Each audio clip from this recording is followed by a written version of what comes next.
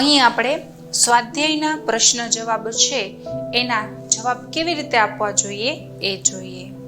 પ્રથમ સૂચના આપેલી છે કે નીચે આપેલા પદોનું મોટેથી ઉચ્ચારણ કરો અને જોઈને લખો. હજી આપણે સંસ્કૃત ભાષા શીખવાની શરૂઆત કરેલી છે, એટલા માટે અમુક શબ્દોનું ઉચ્ચારણ કેવી રીતે કરવું જોઈએ, કેવી રીતે લખવા જોઈએ, રસ્વઈ અને દીર્ઘઈ વિસર્ગમાં કેટલીક આપણે સજ્જતા કેળવવી જોઈએ, એનું અહીં આપણે શ્રેષ્ઠ ઉદાહરણ મળી રહે છે. એટલા માટે જ આ એક એક્ટિવિટી આપણે આપવામાં આવે છે કે જેમાં આપણે જે શબ્દો જેમ આપેલા છે એમ જ આપણે એનું ઉચ્ચારણ કરવાનું છે અને જોઈને લખવાના છે.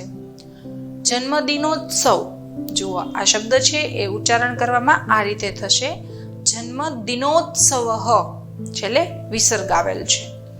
મિષ્ટાન્નમ, અભિનંદમ, આમ્રપાલી વૃક્ષસ્ય એકાદશ દીપાન પ્રજ્વાલયતિ.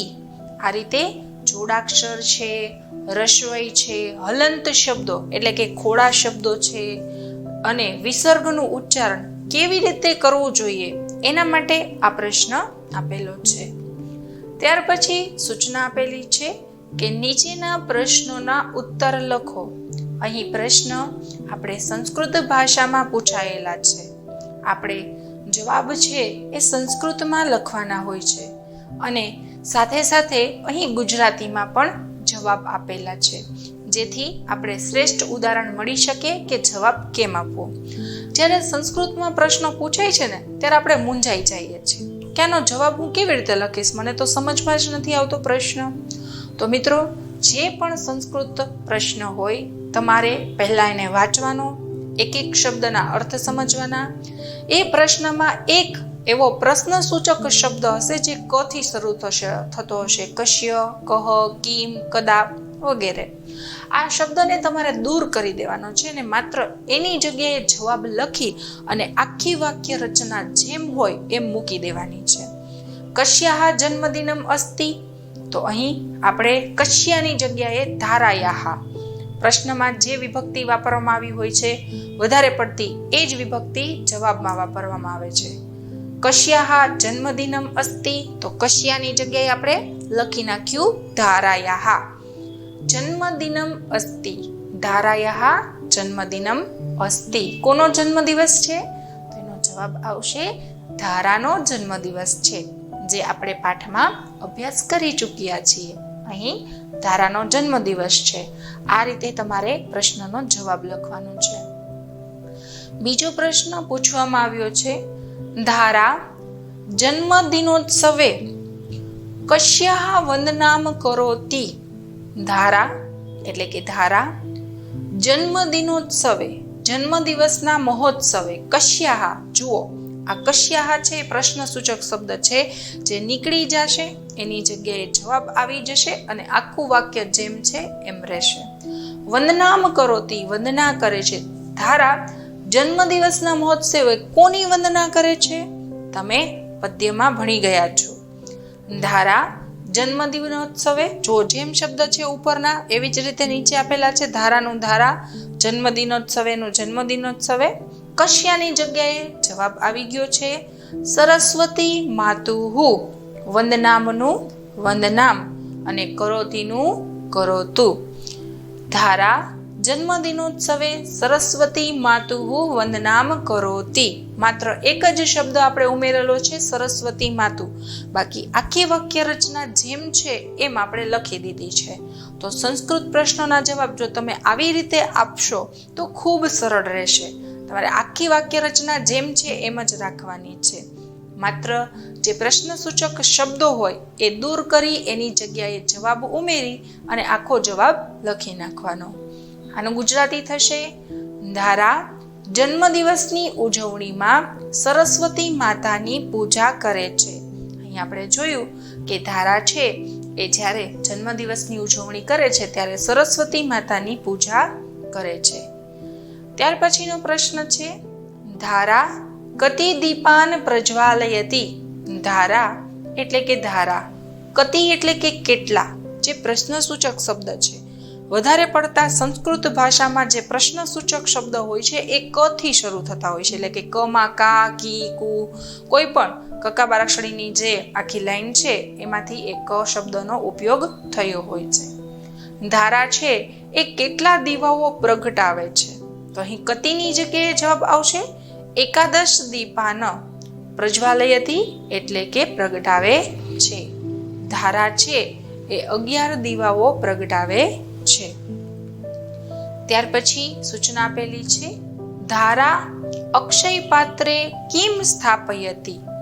ધારા એટલે કે ધારા, અક્ષય પાત્રે એટલે કે અક્ષય પાત્રમાં કિમ, આ કિમ છે પ્રશ્નસૂચક શબ્દ છે, નીકળી જશે, માત્ર એની જગ્યાએ જવાબ અને આખી વાક્ય રચના જેમ છે એમ. સ્થાપયતી એટલે મૂકે છે. જવાબ આવશે ધારા અક્ષય પાત્રે મુષ્ટિધાન્યમ સ્થાપયતી. મુષ્ટિધાન્યમ એટલે કે મુઠ્ઠીભર, આપણી મુઠ્ઠીમાં જેટલું સમાય એટલું અનાજ છે એ એમાં મૂકે છે. એનું ગુજરાતી આપણે જોઈએ. ધારા અક્ષય પાત્રમાં મુઠ્ઠીભર ધાન્ય મૂકે છે. જે અક્ષય પાત્ર હોય છે એમાં મુઠ્ઠીભર અનાજ ભરી અને તે એમાં મૂકે છે. ત્યાર પછીનો પ્રશ્ન છે વૈશાલી કિમ કરોતી. વૈશાલી એટલે વૈશાલી, કિમ એટલે કે શું, કરોતી એટલે કે કરે છે. વૈશાલી શું કરે છે? જેનો જવાબ આવશે વૈશાલી પ્રાર્થના ખંડે સુશોભનમ કરોતી. વૈશાલી છે એ પ્રાર્થના ખંડમાં સુશોભન કરી રહી છે. આપણે એનો ગુજરાતીમાં પણ જવાબ લખી દઈએ કે વૈશાલી પ્રાર્થના ખંડમાં સુશોભન કરી રહી છે. અહીં સૂચના આપવામાં આવી છે કે પાઠમાંથી ક્રિયા આધારિત શબ્દો એટલે કે ક્રિયાપદો શોધીને લખો. આપણે જે પાઠનો અભ્યાસ કર્યો તેમાં વધારે પડતા વર્તમાનકાળ અન્ય પુરુષ અને ઉત્તમ પુરુષના રૂપો ઉપયોગમાં લેવાયા છે. એટલે કે વર્તમાનકાળના જે ક્રિયાપદો છે એ જેટલા આવેલા છે એ બધા જ ક્રિયાપદો અહીં આપણે શોધીને લખવાના છે. તો ચાલો આ બધા જ ક્રિયાપદો જોઈએ. ઉદાહરણ તરીકે આપ્યું છે ધારયતી એટલે કે ધારણ કરે છે, આ અન્ય પુરુષનું રૂપ છે. દદાતી એટલે કે આપે છે. આનયતી લાવે છે. પ્રવિશતી પ્રવેશે છે. સ્થાપયતી સ્થાપે છે અથવા મૂકે છે. અસ્તિ એટલે કે છે. પૃચ્છતી એટલે કે પૂછે છે. ભવતી એટલે થાઓ અથવા થાય છે. અનુભવતી એટલે કે અનુભવે છે. અહીંયા જુઓ આ રૂપો જેટલા અહીં આપેલા છે એ વર્તમાન કાળ, અન્ય પુરુષ, એક વચનના રૂપો છે. આપણે વર્તમાન કાળના રૂપો એ શીખવા જોઈએ, જેમાં પરસ્મય પદીના પ્રત્યયો આવે છે મી, વહ, મહ, સી, થહ, થ, તી, તહ, અંતિ. તો આમાં તી જે છે એ અન્ય પુરુષ એક વચનનું રૂપ છે. વદતી એટલે કે બોલે છે. આગચ્છતું એ અહીં આ રૂપ પરિવર્તિત થઈ ગયું છે, બધામાં જુઓ તમે તી આવેલું છે, પરંતુ અહીં આગચ્છતું આવેલું છે. હવે આ રૂપ છે એ આજ્ઞાર્થનું છે. આજ્ઞાર્થના રૂપો છે એ જ્યારે કોઈને આજ્ઞા આપવી હોય ત્યારે એનો ઉપયોગ થાય છે. સંસ્કૃત ભાષામાં 5 કાળ છે: વર્તમાન કાળ, ભવિષ્યકાળ, ભૂતકાળ, આજ્ઞાર્થ અને વિદ્યાર્થ. આ 5 કાળો છે એના પ્રત્યયો ધાતુની પાછળ જોડાય છે. વર્તમાન કાળ જ્યારે વર્તમાનની ક્રિયા દર્શાવવી હોય, ભવિષ્યકાળ જ્યારે ભવિષ્યમાં થતી ઘટનાઓ દર્શાવવી હોય, ભૂતકાળ જ્યારે ભૂતકાળનું જે કોઈ વર્ણન કરવું હોય ત્યારે, વિદ્યાર્થ એ ફરજ દર્શાવવા માટેનો ઉપયોગ થાય છે, અને આજ્ઞાર્થ જ્યારે આપણે કોઈને ઓર્ડર આપવો હોય, આજ્ઞા કરવી હોય ત્યારે આજ્ઞાર્થના રૂપો વપરાય છે. જે આજ્ઞાર્થનું રૂપ છે એ અન્ય પુરુષ એક વચનનું આપેલું છે, આ ગચ્છ તું. ત્યાર પછી છે વિતરતી, એ વર્તમાન કાળનું રૂપ છે. ભવંતુ એટલે કે થાવો, આ પણ આજ્ઞાર્થનું રૂપ છે. આની, આવ, આમ, નથી, તમ, ત, તું, તામ, અંતુ, આ આજ્ઞાર્થના પ્રત્યયો છે પરસ્મય પદના. આગચ્છામી એટલે કે આવું છું, વર્તમાન કાળનું ક્રિયાપદ છે. ગ્રંથથી એટલે કે ગૂથે છે, વર્તમાન કાળ અન્ય પુરુષનું. ગાયતી એટલે કે ગાય છે. કરોતી એટલે કે કરે છે. ગચ્છતી એટલે કે જાય છે. તો મિત્રો, તમે અહીં જોઈ શકો છો કે વધારે પડતા વર્તમાન કાળ અન્ય પુરુષ અને ઉત્તમ પુરુષના તેમજ અમુક રૂપો છે એ આજ્ઞાર્થના વાપરવામાં આવ્યા છે. ક્રિયાપદ એને કહેવાય કે જે ક્રિયા દર્શાવે. અહીં આ બધા જ પદો છે એ ક્રિયા દર્શાવે છે. પ્રજ્વાલયતી એટલે કે પ્રગટાવે છે. ત્યાર પછી ચોથા પ્રશ્નની સૂચના જુઓ તો નીચેના ઉદાહરણમાં દર્શાવ્યા પ્રમાણે કુત્ર વડે પ્રશ્ન વાક્ય બનાવો. મેં કહ્યું એમ કે સંસ્કૃત ભાષામાં જે પ્રશ્ન સૂચક શબ્દો છે એ વધારે પડતા ક થી ચાલુ થાય છે. અહીં કુત્ર એટલે કે ક્યાં, આપણે આનો ઉપયોગ કેવી રીતે પ્રશ્ન બનાવવા માટે કરવો જોઈએ એનું અહીં શ્રેષ્ઠ ઉદાહરણ આપેલું છે. પ્રથમ છે મમ ગૃહમ શિવ મંદિરસ્ય સમીપે અસ્તિ. આપણે સાદું વાક્ય આપેલું છે કે મમ ગૃહમ મારું ઘર છે એ શિવ મંદિરસ્ય સમીપે અસ્તિ, શિવ મંદિરની પાસે છે. અને કુત્ર છે ને એ મિત્રો સ્થાનવાચક છે. જ્યારે આપણે કોઈ સ્થાન પૂછવું હોય ને ત્યારે કુત્રનો અર્થ લેવાતો હોય છે અથવા કુત્રનો ઉપયોગ કરી શકાય છે. અહીં સ્થાન દર્શાવ્યું છે કે મારું ઘર છે એ શિવ મંદિરની બાજુમાં જ છે. હવે આપણે એનો પ્રશ્ન સૂચક બનાવીએ. ભવતઃ અથવા ભવત્યાહ ગૃહમ કુત્ર અસ્તિ. તમારું ઘર છે એ કુત્ર ક્યાં અસ્તિ એટલે છે. મમની જગ્યાએ આપણે સર્વનામ બદલી નાખ્યું છે ભવતઃ. હવે ઉદાહરણ પ્રમાણે આપણે બીજા વાક્યો જે છે એ બનાવતા જઈએ. તેમાં કુત્ર ઉમેરી અને પ્રશ્નો બનાવવાના છે. ઉદાહરણમાં તમે એક વખત જોઈ લો પછી તમને એ વાક્ય બનાવતા આવડી જાય. હવે સાદા વાક્યમાં જે સ્થાન આપ્યું હોય ને એ સ્થાન કાઢી નાખવાનું, એની જગ્યાએ કુત્ર ઉમેરી દેવાનું. જેમ કે તસ્ય વાટિકા નદી તટે અસ્તિ. તસ્ય વાટિકા નદી તટે અસ્તિ. તો નદી તટ છે એ સ્થાન દર્શાવે છે. આ નદી તટ છે એને આપણે આમાંથી દૂર કરી દઈશું. તસ્ય વાટિકા કુત્ર અસ્તિ. તેની વાટિકા છે એ ક્યાં છે. આ રીતે જે સ્થાનવાચક શબ્દો હોય એને કાઢી નાખવાના છે. એની જગ્યાએ કુત્ર ઉમેરી અને છેલ્લે પ્રશ્નાર્થ ચિહ્ન કરવાનું છે. આ સાદામાંથી પ્રશ્નાર્થ વાક્ય બનાવતા અહીં આપણે આવડી જશે. રફીકઃ ગૃહમ ગચ્છતિ. રફીક ઘરે જાય છે. હવે ગૃહમ એ સ્થાનવાચક શબ્દ છે, આપણે એને દૂર કરી દઈશું કારણ કે આપણે પ્રશ્ન બનાવવાનો છે સ્થાન માટે. રફીકઃ કુત્ર ગચ્છતિ. રફીક છે એ ક્યાં જાય છે. અર્થાત પહેલા તો તમારે એ સમજવાનું છે કે કુત્રનો ઉપયોગ ક્યારે થાય. તો એનો જવાબ છે કે જ્યારે સ્થાન દર્શાવવું હોય અથવા સ્થાન વિશે પૂછવું હોય ત્યારે.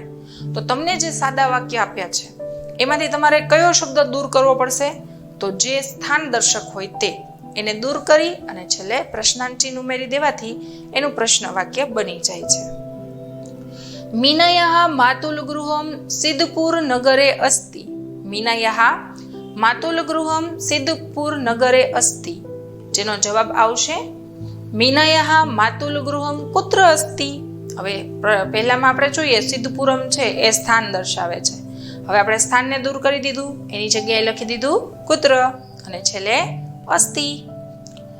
હર્ષઃ ગૃહસ્ય સમીપે ક્રીડતિ. હર્ષઃ એટલે કે હર્ષ, ગૃહસ્ય સમીપે એટલે કે ઘરની બાજુમાં, ક્રીડતિ એટલે કે રમે છે. હવે આપણે આમાંથી પહેલા સ્થાન દર્શક શબ્દ શોધીએ. ગૃહસ્ય સમીપે, ગૃહસ્ય છે એ સ્થાન દર્શક છે એટલે આપણે લખીશું હર્ષઃ કુત્ર સમીપે ક્રીડતિ અથવા હર્ષઃ કુત્ર ક્રીડતિ એવી રીતે પણ બનાવી શકીએ છીએ. માલા સાલામ ગચ્છતિ. માલા નામની જે એક છોકરી છે એ સાલામ ગચ્છતિ, તો એનું થશે માલા કુત્ર ગચ્છતિ. માલા છે એ ક્યાં જાય છે એવો એનો પ્રશ્ન સૂચક બનશે. અહીં પાંચમા પ્રશ્નમાં સૂચના છે ઉદાહરણ મુજબ વાક્ય બનાવો. અહીં જે ઉદાહરણ આપેલું છે એ મુજબ વાક્ય બનાવવાનું છે. ઉદાહરણ જુઓ.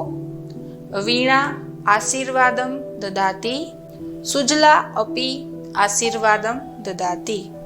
વીણા આશીર્વાદ આપે છે, સુજલા પણ આશીર્વાદ આપે છે. વીણા આશીર્વાદમ દદાતિ સુજલા અપી આશીર્વાદમ દદાતિ.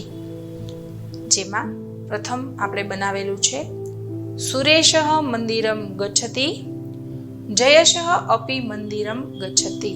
સુરેશ મંદિરે જાય છે અને જયેશ પણ મંદિરે જાય છે.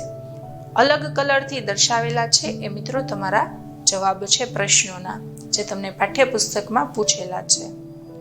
સુધા પુસ્તકમ પઠતી મનોરમા અપી પુસ્તકમ પઠતી.